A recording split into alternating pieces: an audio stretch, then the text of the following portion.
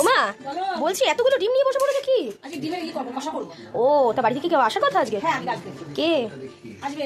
আচ্ছা তোমার পিসা দিদা আসবে। ও পিসি দিদা, আচ্ছা আচ্ছা বুঝেছি কে আসতে পারে। তা আজকে দেখতে পাচ্ছেন এখন মা ডিম ছাড়াচ্ছে, কারণ আজকে হবে ডিম কষা। তো পুরো রেসিপিটা অবশ্যই দেখাবো আপনাদেরকে। হ্যাঁ, তো মশলাগুলো দেখিয়ে দিই। এইদিকে রসুন বাটা, টমেটো কুচি, পেঁয়াজ কুচি, লঙ্কা কুচি আর মশলা করে রেখেছি। মশলার মধ্যে আছে আদা, জিরা, লঙ্কা বাটা, আর এইদিকে হলুদ, লবণ, এগুলো তো থাকবেই।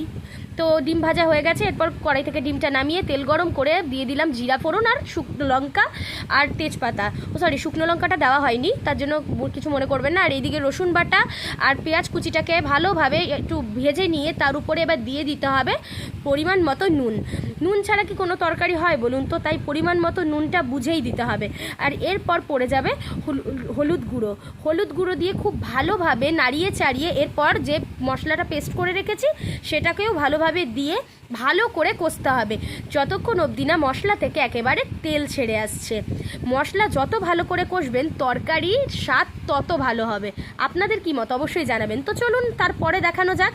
যাই হোক, মশলা কষা তো হয়েই গেছে দেখেছেন। এরপর পড়ে গেল টমেটো কুচি। এই দিয়েও ভালো করে মশলাটাকে কষে নিতে হবে।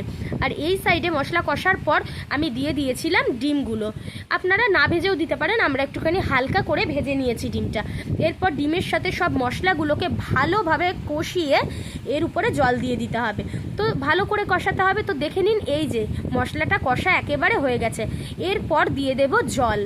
জলটা ভালোভাবে দিয়ে গুটগুট করে ফুটাতে হবে যতক্ষণ অবধি না জলটা ভালোভাবে ফুটে একটু গামাখা হয়ে আসছে। কারণ এটা যেহেতু ডিম কষা করা হবে, এটা একেবারেই ঝোলঝোল করা হবে না। তো এই দেখুন ফাইনালি তৈরি হয়ে গেছে আমাদের ডিম কষা। তো কেমন লাগলো আজকের ভিডিওটা অবশ্যই জানাবেন।